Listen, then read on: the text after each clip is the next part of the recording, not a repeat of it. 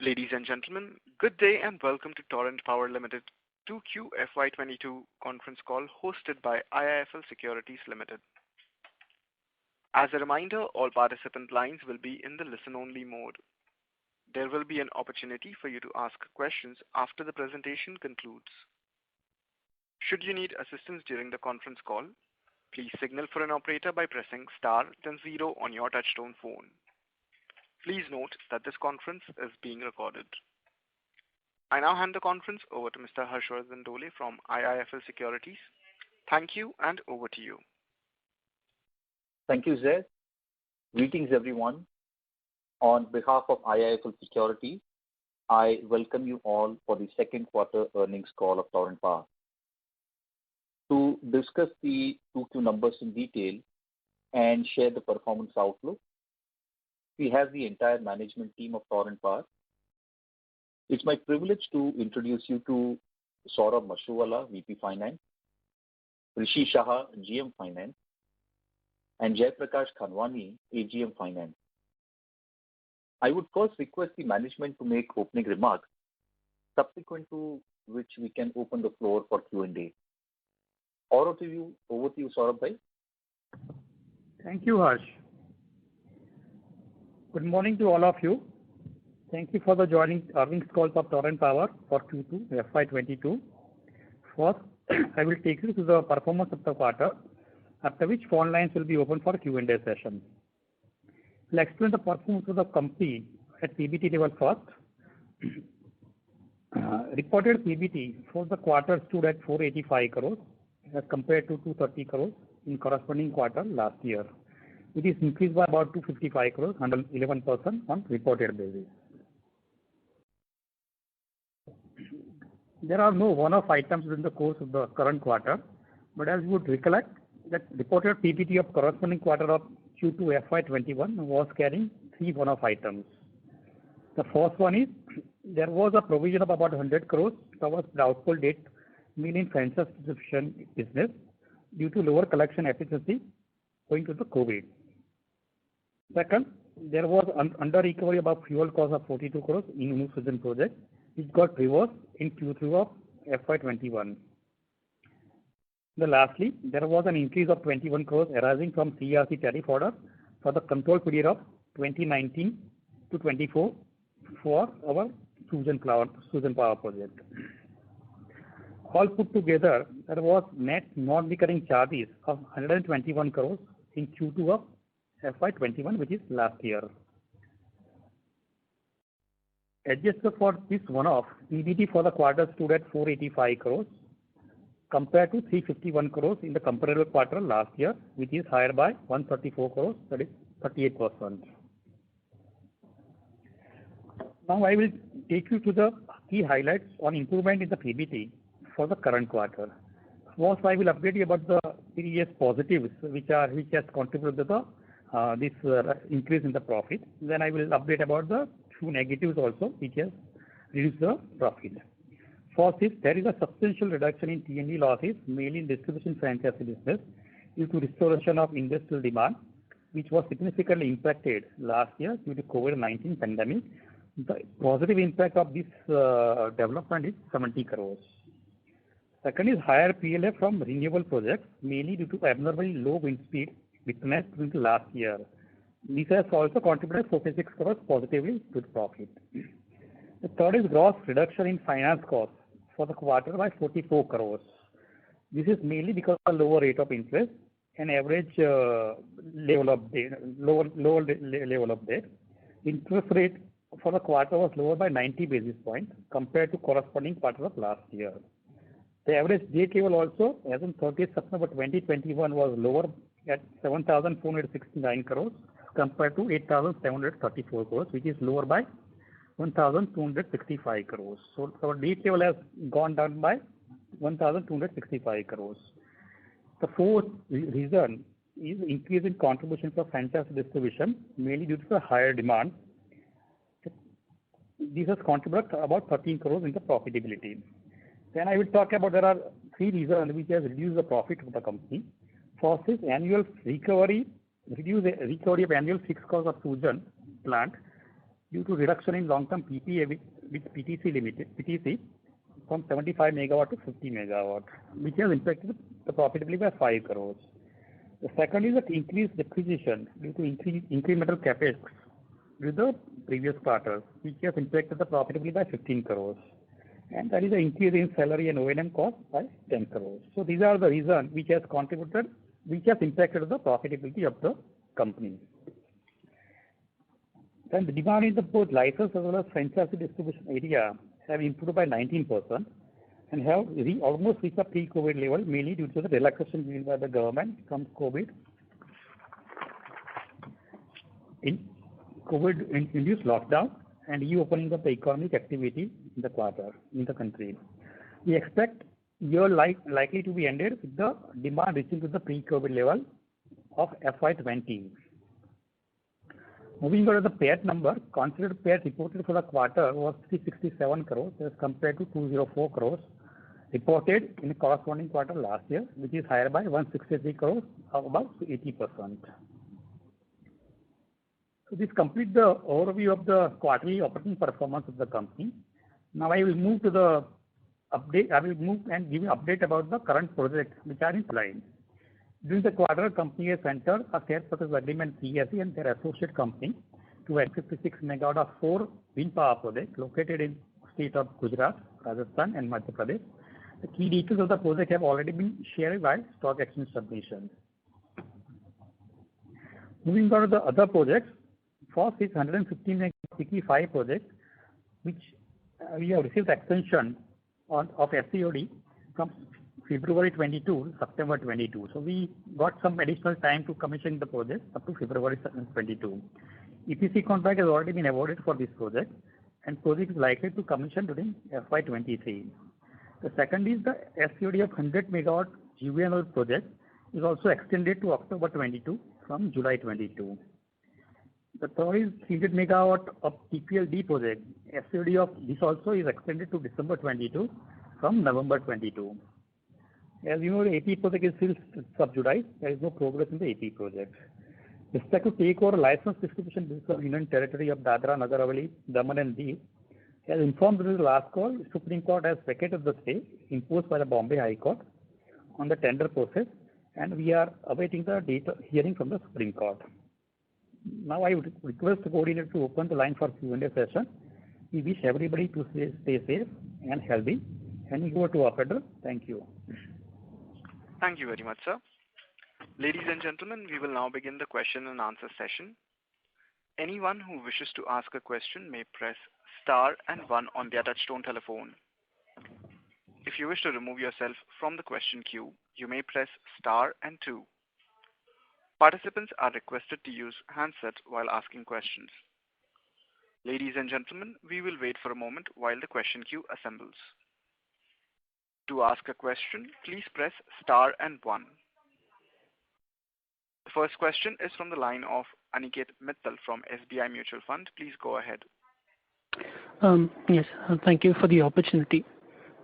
So I actually had a question on the fuel tie-up for our gas-based plants and the recent rise that we've seen in energy prices. So if you could highlight one, what is the current extent now for tie-ups for these gas-based plants?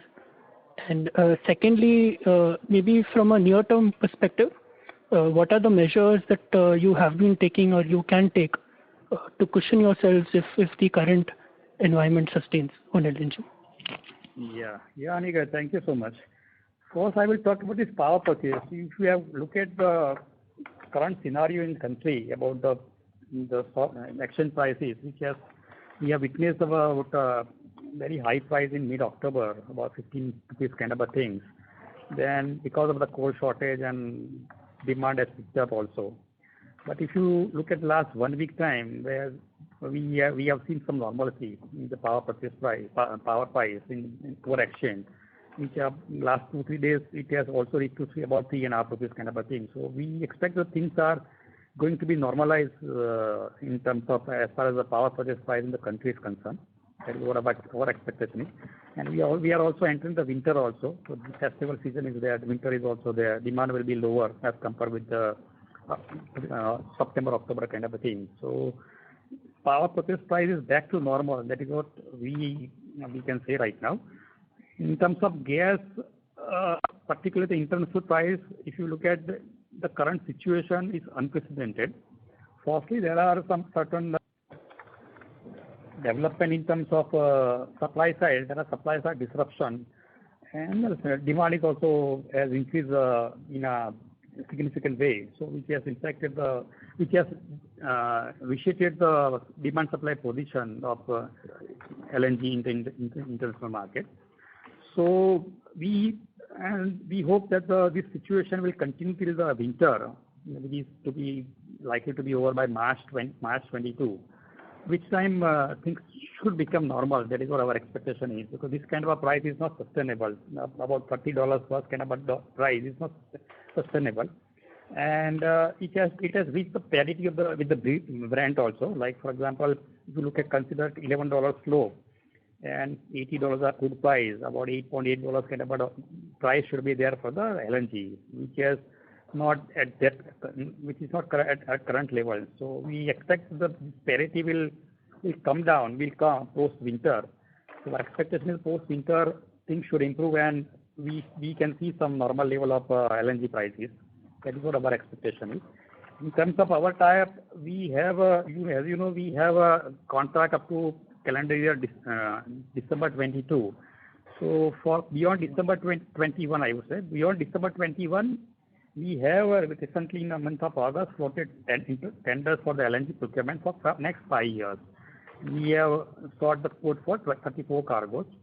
Out of 34 cargoes, we got some offers from various vendors, and since the spot price was higher, the offer was not offer was on a higher side.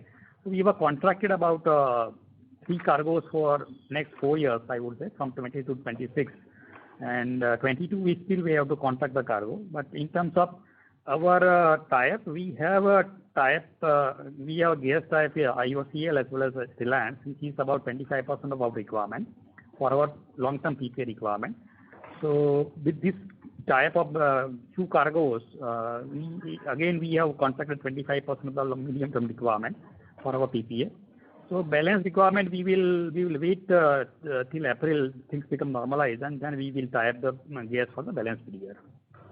So this is what the situation about the gas. So current situation of gas is unprecedented, not sustainable, and it is likely to come down post winter. That is what our expectation is. So just one follow-up on that, if I may. So like you rightly said, there is some, I think, tie-ups that we have on the domestic front as well. But how much of that is getting supplied? So maybe on an MMSCMD basis, what is the quantum of MMSCMD basis that we receive on a domestic basis, which I think would be APM level? I said it is about 25% of our requirement for long-term PPA, like for about TPLD and PTC requirement. So we're getting that supply from domestic. We are getting that supply.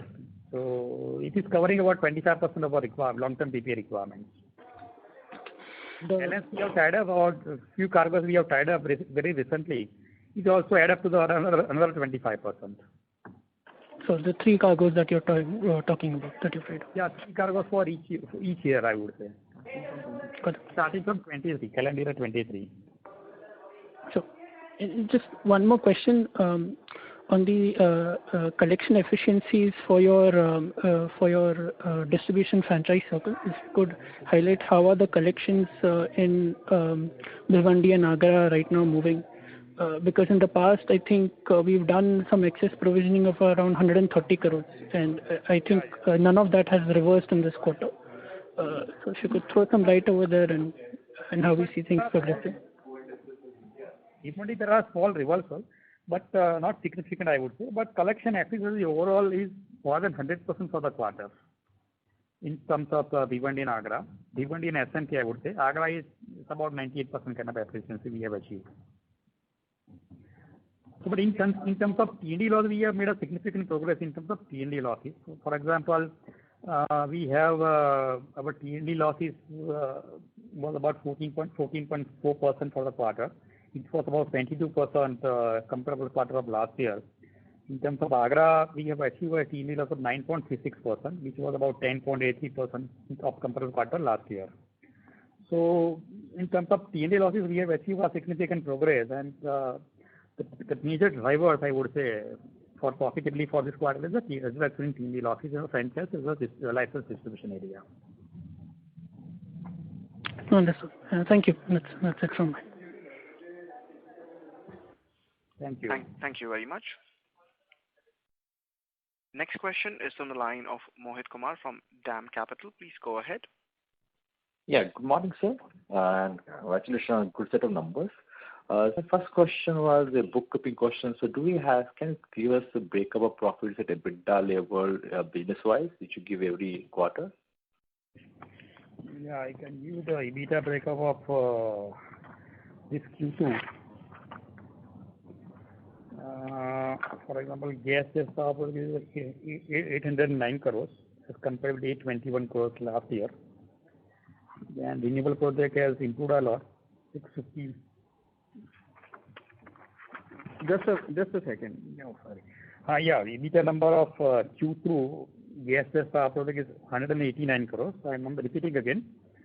189 crores versus 175 crores. Renewable project is 226 crores versus 180 crores. License distribution is about 341 crores versus 352 crores. And franchise distribution about 220 crores versus 153 crores. And total EBITDA before one-off, I would say, is 974 crores versus 870 crores. If you add one-off, basically, if you reduce the one-off, 121 crores last year, then reported EBITDA will be 974 crores for the quarter and 748 crores for the last year, similar quarter. Yes, sir. Secondly, sir, you've done a lot of acquisition, started a number of acquisition for renewable power plants. What are the kind of equity returns possible after taking all the improvements you need to make it more efficient? And secondly, and the related question is that what is the long-term plan for the renewable portfolio? Are you looking for some kind of listing or InvIT or something else? And the kind of target and the kind of any gigawatt number you are targeting, let's say next few years down the line. Yeah, we said in the previous quarter, we have about 5,000 megawatt of renewable plan for next 4-5 years, I would say.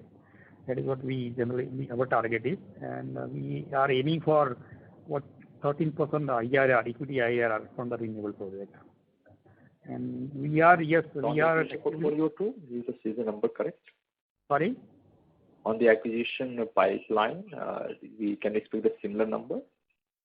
So Mohit, what we are trying to say is that as a target, right now, if you look at our existing capacity, including the projects which you have under pipeline, that is around 2 gigawatts, which we expect to enhance it to 5 gigawatts over a period of time, let's say next 3 to 4 years. That's what the expectations are. Now, that could be in the form of greenfield, or that could be in the form of acquisitions. We have not closed our options. We are looking at both the options. But the target is to expand our portfolio to 5 gigawatts over a period of next 3 to 4 years. And so lastly, what is the status of Daman and Diu bid? Is there any update which you can share with us? Yeah, Daman and Diu, we explained that it is matter with Supreme Court. We expect hearing to happen in Supreme Court. Post this, government will expect to issue the LOA for the Daman and Diu, and then we can, post receipt of the LOA, we can take over the Daman and Diu. So we are awaiting the hearing from Supreme Court. Understood, sir. Thank you and best of luck, sir. Thank you. Thank you so much.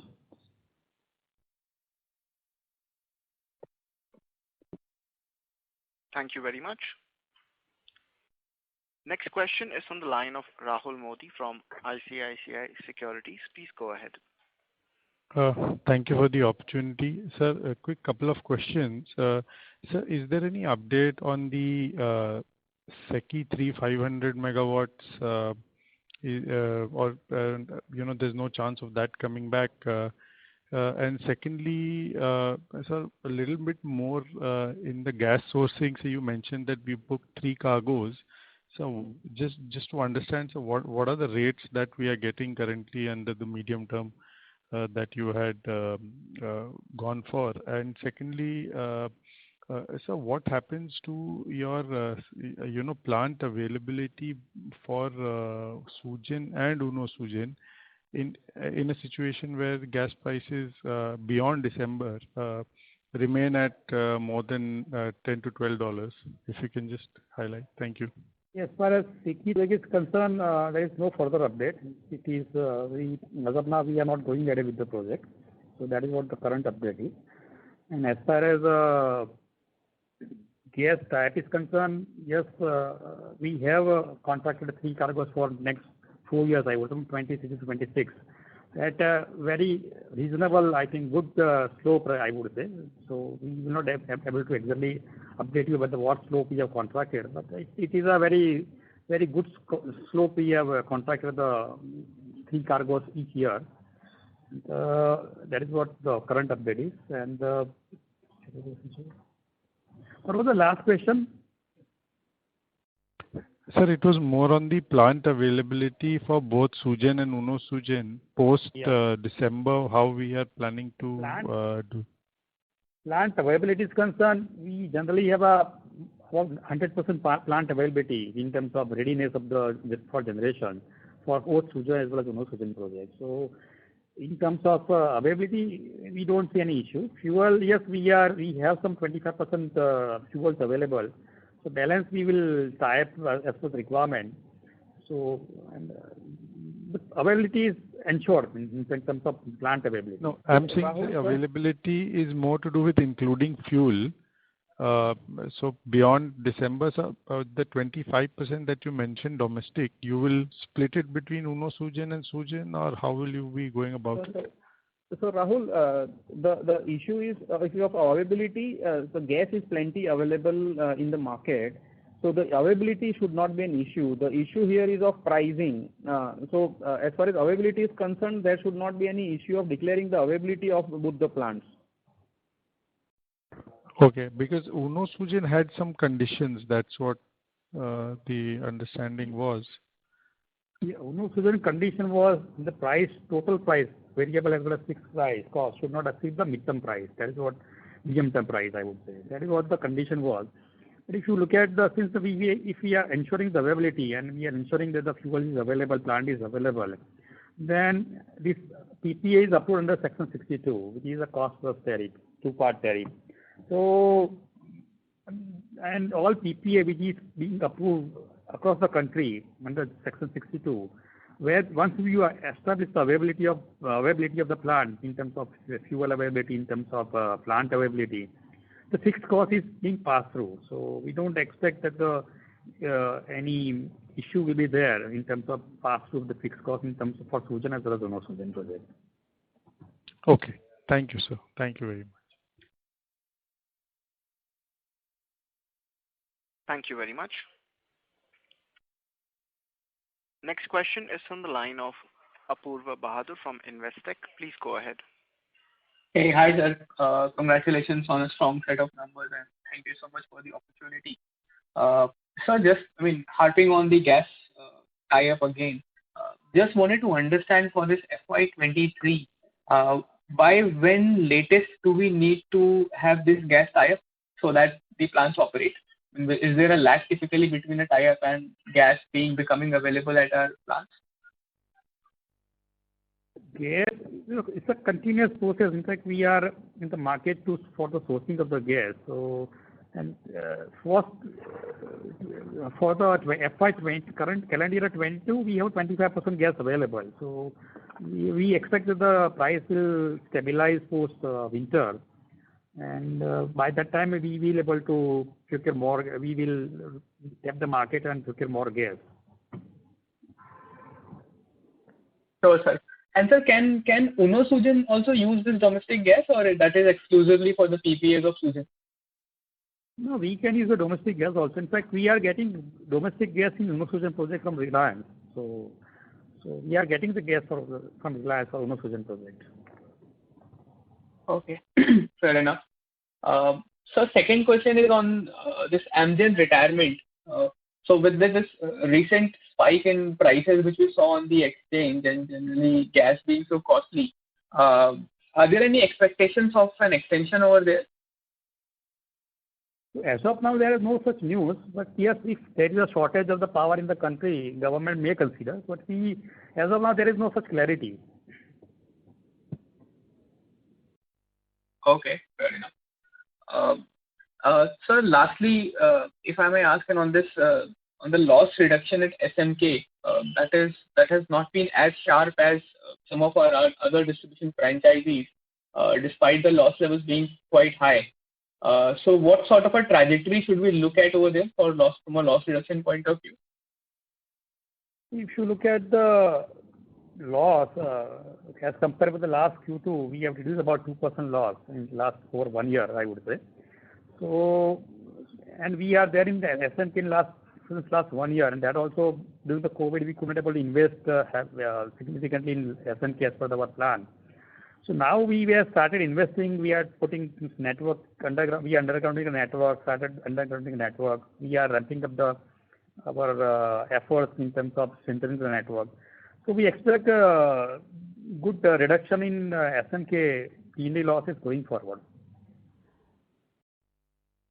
Okay. So just lastly, on this smart metering scheme of the government, do we see any capex opportunity in our distribution license business from this?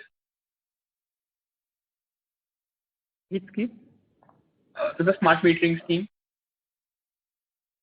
I don't think so. Not needed. Okay. Thank you so much, sir. Have a good day. Thank you very much. Next question is on the line of Devam Modi from Ardeko Capital. Please go ahead. Yeah. Hello, sir. Thanks for the opportunity. Just wanted to understand with regards to the current environment. Obviously, we also discussed on the call regarding the power shortages. We would expect that whenever there are such abrupt power shortages, typically gas-based power remains area wherein people rely to for sourcing their shorter-term requirements. While on a year-on-year basis, if we see actually the utilization of gas-based power has actually dipped. So if you can just highlight the various nitty-gritties involved in this and what will it take in terms of for us to get a higher, let's say, merchant volume or shorter-term volume on the gas-based front in terms of an overall environment? In terms of plant operation, I would say the gas-based power project is very ideally placed to start the operation as compared to the coal-based power project. So that is one advantage we have in terms of running the plant gas-based power project. So in terms of, but important is the fuel availability and that at what price fuel is available. So that because this is the current opportunity, the very appropriate opportunity for gas-based power project to come to run the power project. But at the same time, the interest of gas price has gone up so much that it's not comparable, I would say, competitive in terms of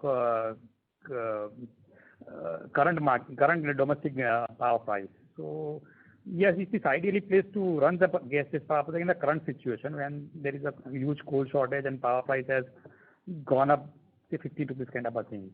And Devam, just to add to him, you can start gas-based power plant at a very short notice, but the issue is that the entire ecosystem has to be available to start the gas-based power plant. So a lot of power plants in the country are as of now stranded. So you can't start those plants at a short notice. If a power plant is running and you have availability of fuel, then only you can start the plant. So compared to all other power plants, our power plants are up and running and in a ready state.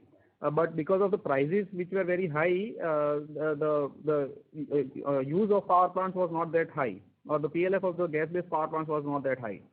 So if it is a plant is stranded, you need a couple of months of preparation to start the power plant. And the spike which we saw in current merchant markets was very sporadic and very fast, which nobody had anticipated. And that's why you have seen that the gas-based power plants were not able to contribute to that. Yes. So basically, the one clear-cut indicator which people saw of the higher prices, which all of us could see, were the prices which were there on the energy exchange. Now, those prices indicated much higher levels. So would that be a broad proxy of the kind of pricing which was prevailing, or you would say that on bulk, when the SEBs come to the sourcing, or when probably your plants would be selling the power, the actual power price would be much lower? No. So the prices which you saw on the exchanges were short-term kind of prices, which again have gone back to the original levels of 3.5 rupees. So such kind of short-term price hikes it may not be addressed only by gas-based power plants if you don't have the fuel. Okay, and a rough conversion, let's say, if we say that fuel is available on a very rough rule of thumb, that if fuel is available at $10 per MMBTU, your variable cost will come to roughly around ₹5 per unit. Would that be a rough number to take at 75 USD INR? 5.5 you can consider. So 0.55 would be the ratio for converting from USD. Yeah. Okay. And from what we recall earlier, this used to be like 0.45, and currency has only depreciated by like around 10% from those levels. So would there be a difference in the heat rates, or what is it that has changed? Heat rate won't make. No, it was never 0.45 Devam. It was always between 0.5 to 0.6. Okay. And also on the gas-based plants, what we were also made to understand was that there would be ideal proxies for clubbing with renewable power because of the RTC issues that renewable power faces. So any thoughts or any progress on that front with regards to a government policy for the same, for the renewable power or for peaking? Because we have been hearing of that since a couple of years that something is in the works, but we have not seen anything in terms of any draft paper or anything. So any thoughts on those fronts? Government is working on it, but nothing is on the ground right at this moment. Okay. And also there is this concept also. Government talk about this concept, but nothing has come so far and nothing is on the ground yet for this particular concept. Okay, because we do see talks of these kind of things in several power manufacturers like ABB or Cummins or those kind of guys are also talking about these kind of things, but still it is not happening through government policy. So, I mean, what you are saying is that there is no such talk at there is no such thing which is coming out from the government as of now. Yes, but important that fuels at reasonable price should be available for the gas-based power. I think government is working towards that. How can they make the fuel available to the gas-based power project at a reasonable cost. Okay. And then finally, there is this separation of carriage and content, which is probably in advanced stages or at a certain level. So how does that affect us, and in our case in particular, since there will be a lot of areas adjacent to our current license distribution area, wherein we could tap into if we get a separation of carriage and content. Do you see it as an opportunity for Torrent, or how would that work out? Basically, delicensing, for example. Delicensing will give a good opportunity for Torrent kind of a players where we have a very strong hold on the distribution. We can go and, because nobody will come to Ahmedabad, for example, duplication of network in Ahmedabad would be difficult for a new player. So, but we can go and tie some new area, urban areas, kind of a new rural area kind of a thing, near to our areas also. It will give a good opportunity for us to go and expand for our distribution area business. Sure. And what are the timelines we see on this? Because a lot of talks have been happening on this front. Yeah. What will be the timelines over here? Last Parliament session, government supposed to bring the bill, but I don't think it haven't happened. So we are awaiting on this particular front from the government. Yeah. Okay, sure. That's it from my side. Thanks. Thank you very much. Ladies and gentlemen, in order to ensure that the management is able to address queries from all participants, you are requested to restrict your questions to 2 per participant. Time permitting, you may return to the queue for your follow-up questions. The next question is from the line of Shubhadeep Mitra from JM Financial. Please go ahead. Good morning, and thank you for the opportunity. So just going back to the conversation around the fuel cost and the tariffs. So our sense is that for the UNOSUGEN PPA, there is a price cap of around 4.4, which implies, a gas price of maybe closer to around $7 odd. So as per our math, what we're seeing is, once you move closer to a $9 kind of a number, you will probably start seeing, variable cost under recoveries also, not just fixed costs. So just wanted to get a sense from you that, assuming that the gas prices stabilize even around $9 or $10, what kind of impact would one be seeing on UNOSUGEN? Would you start seeing the fixed cost under recoveries playing out over there? If you look at the UNOSUGEN PPA was approved under Section 62, which is a cost plus tariff.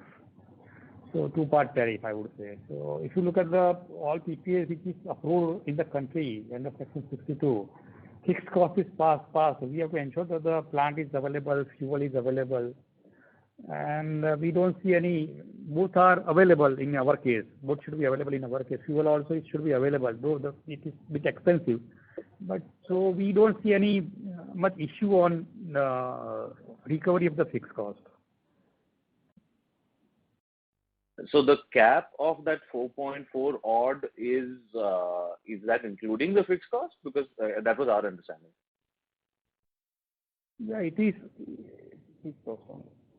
4.4 is fixed is variable cost only. Fixed cost is 1.1 rupee over and above that. Which is about 228 crores kind of a thing. Understood. So would I then be looking at potentially a 6.2 kind of a number as the cap, including the fixed cost? About 4.28 plus 1.10. That is what the total cost. Correct. So 4.4 is 5.5 rupees kind of a thing. About 5.4, yeah. 5.38 is the number. So 5.38 is the effective cap, right? Both put together. So assuming your variable costs are higher,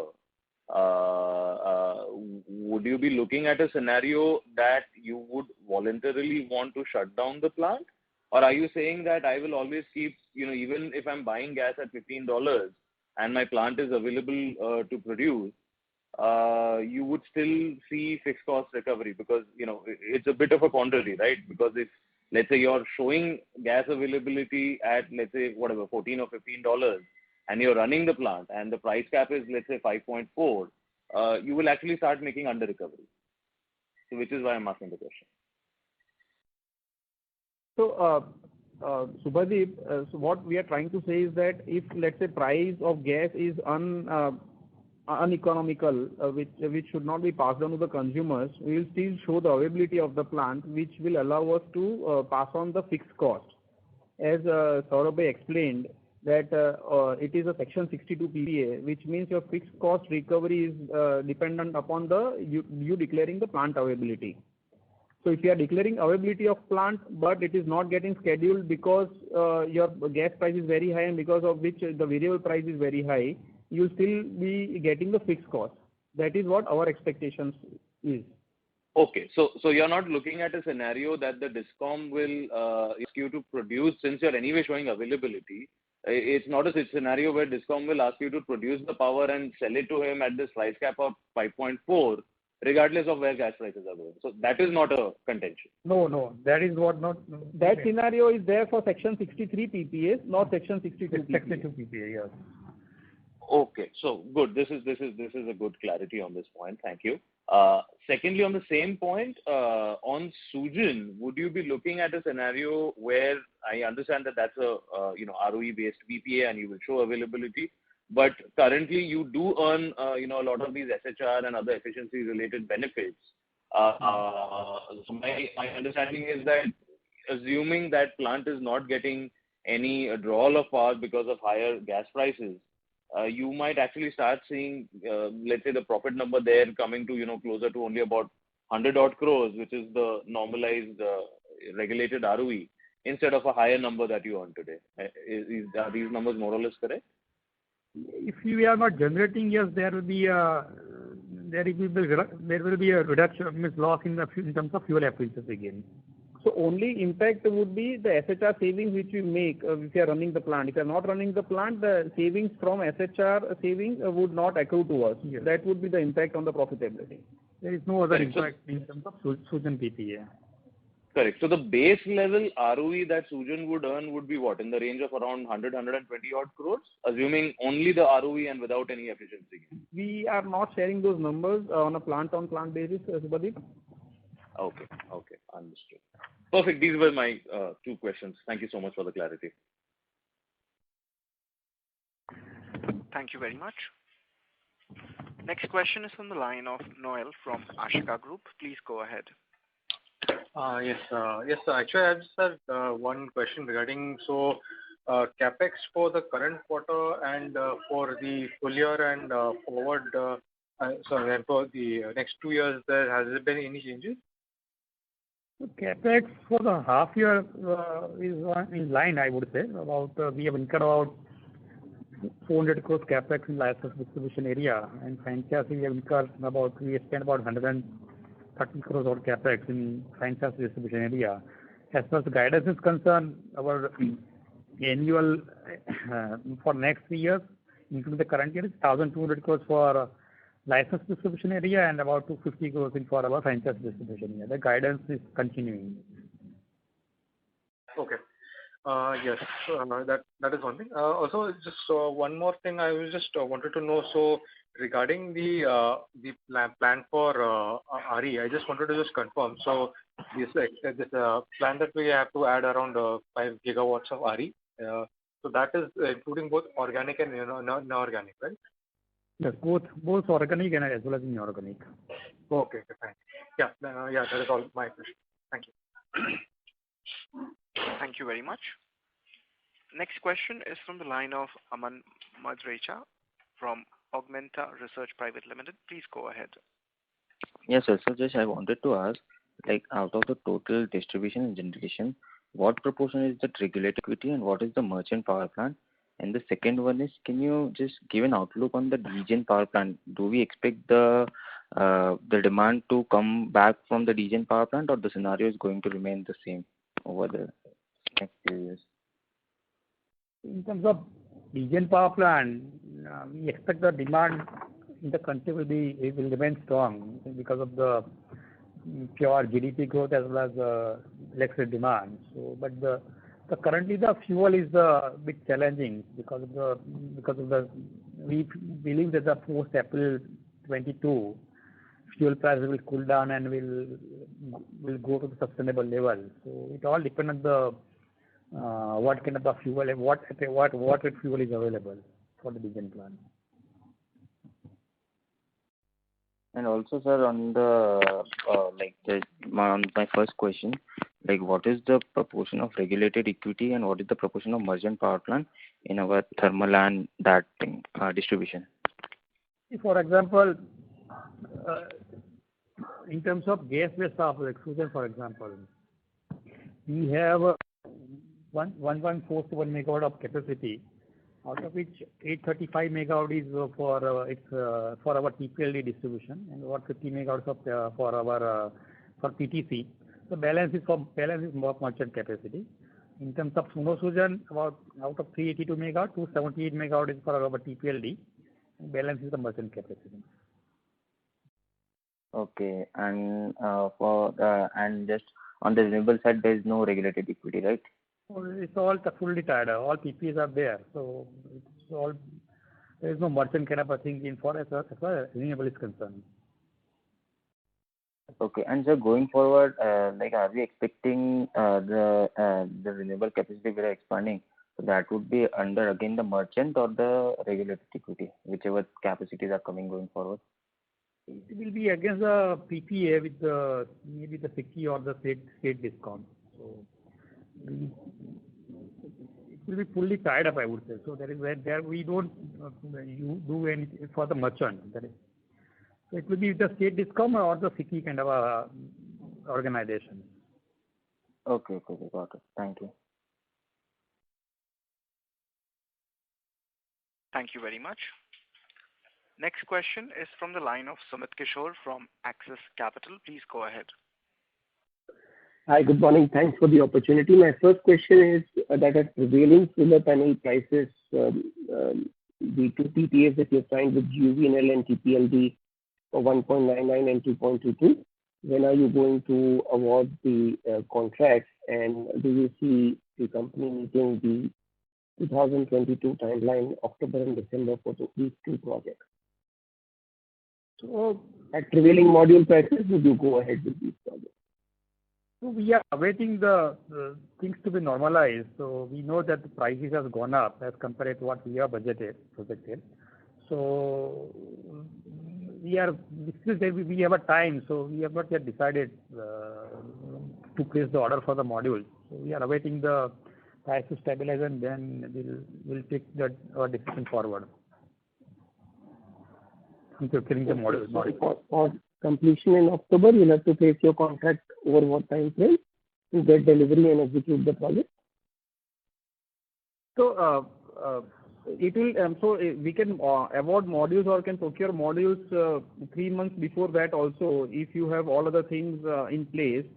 So we are working on it, how to make this project or construct this project. As of now, so clarity is still not available when module prices will come down. But as far as the question is concerned, you can get it done in 3 months' time also, if you have other things in place in terms of land or evacuation and transmission. So we are working on those aspects to keep us in ready state condition, so that if module price is correct, we may be able to order those modules. But as of now, clarity is not available when these module prices are going to correct. So my second question is on the Bhiwandi T&D loss trajectory. There seems to be a quarter-on-quarter increase from 11.6% to 15.1%. And I would have assumed that because COVID disruption has petered out, this should have reduced. Bhiwandi, in terms of from June quarter to September quarter, I'm looking at the T&D loss figure that you gave in your presentation. It's 13.1% as of September, and it was 11.6% in June. No, so I think quarter on quarter, looking at T&D losses may not be so relevant. You'll have to see on a YTD basis, because there are certain changes or certain estimates which we make in terms of T&D losses are concerned. So ideal way to look at it is on a YTD basis rather than on a quarter on quarter basis. The expectation is that for my franchise distribution business, we would be more or less in line with what we have seen T&D losses pre-COVID levels or below that. So we are in that line. So if you look at from H1 to H1 perspective, H1 of FY22, Bhiwandi is at 13.07% of T&D losses, whereas H1 FY21 was 23%. So we have made quite a progress in terms of T&D losses are concerned. Quarter on quarter, there could be some aberrations which we would like to avoid. So I think ideal way to look at it is on a YTD basis. Got it. And just to understand your 5 gigawatt renewable portfolio target over a 3 to 4 year perspective, I mean, is this like, has this been laid out by the senior leadership, and have you thought out about how the mix of solar, wind in the overall portfolio is going to be, or this is more like an aspiration that you are heading towards? Want to help me? So I think we are agnostic to solar or wind. We would look at project to project on a very standalone basis. If it is meeting our criteria of internal hurdle rates, then we would definitely want to take up that project, either be it wind or solar. But it will all depend on what kind of IRRs they are giving us. Sure. So this would be done on a project to project basis. I mean, there is no formal target as such. No, so the aspirations are to grow to have 5,000 gigawatts, 5,000 megawatts or 5 gigawatts by 2, 3 or 4 years down the line. But then it all depends on whether that is giving us our hurdle rates. Sure. And 136 megawatt acquisition from CESC met the hurdle rate of mid to high teen IRR? Yeah, so as we explained and on the on the CESC acquisition is that the PLF which we are looking at it right now are subdued because of certain issues there. We expect that we will be able to improve the IRRs, based on which should meet our low teen to mid-teen IRR expectations. Low to mid-teen IRR. Okay. Thank you so much. Thank you very much. The next question is from the line of Bharani Vijay Kumar from Spark Capital. Please go ahead. Yeah. Good morning, gentlemen. So this CESC's acquisition, when will it be consolidated? We are hoping to conclude during the course of this quarter. Right. So from the third quarter's result, it will be consolidated, is it? That is why we are hoping. There are some PPs to be concluded before the closing of the acquisition. So we are in the process of doing it. So we hope to conclude all CESC to conclude all CPs before the end of this quarter. Okay. And coming to the renewables addition, so 2 is what we have in operation and under construction, 2 gigawatts. So we are likely to add 3 more gigawatt over the next 3 to 4 years, and then reach 5 gigawatt at the end of it. Am I right? Yes. Yes. Okay. Right. So regarding this renewables, and since most of it is going to be on a PPA basis, just trying to understand from a generator like you, the attractiveness of all these green products in the exchange markets that have been introduced. So would you be interested and use those products to sell your power? If not, why? Like your green term ahead market, green dam products in exchanges. It is too early to comment on this. They just started recently, so we have not looked at it very thoroughly as of now. So it's too early to comment on that. Sure. So as of now, we are not using even green term ahead market. Okay. No, we are not. And, we don't have any untied capacity. We don't have untied capacity. All capacities are tied up with the long-term PPA. Oh, got it. Still, there are generators who still use it. So just trying to understand if you have any such plans. Okay. So final question is on the gas tie-up. So the requirement per year for Sugen and UnoSugen together would be around 5 MMSCMD, like 4 for Sugen and about 1 for UnoSugen. About 3.2, I would say, not 3.2. Say as 5 to 6 MMSCMD depends on the PLF levels of both the plants. Okay, why I asked Rishi is to find out what has been tied up of this 5. Let's say it is the outside number. So you are telling for UnoSugen we have tied up from IOCL and Reliance. So that is fully taken care.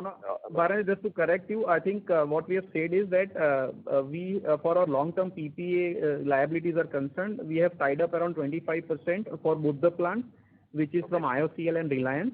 On top of it, as Saurabh said earlier in the call, that we have floated a long-term tender to source international LNG from the market, wherein we have tied up 3 cargoes each year, starting from calendar year 23, which is roughly around 25% of our additional requirement.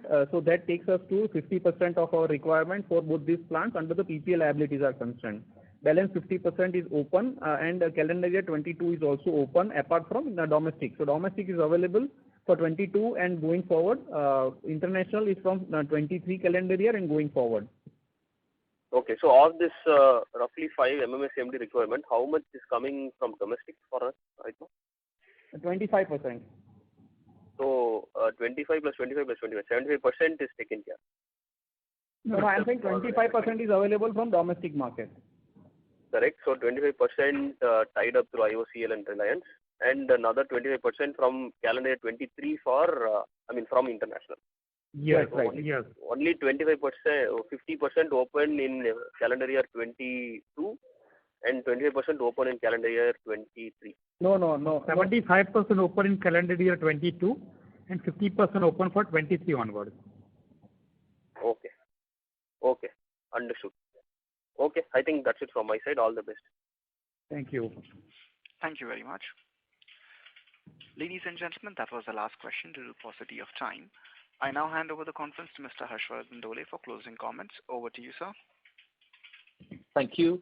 On behalf of IIFL Securities, I thank you everyone for logging on to this call. A sincere thanks to the management for giving us an opportunity to host the call. Saurabh, Rishi, any last comments that you would like to make before we conclude this call? Thank you so much to everybody and happy Diwali to everybody. Thank you so much. Thank you. Thanks. Thank you very much, members of management. Ladies and gentlemen, on behalf of IIFL Securities, that concludes today's conference call.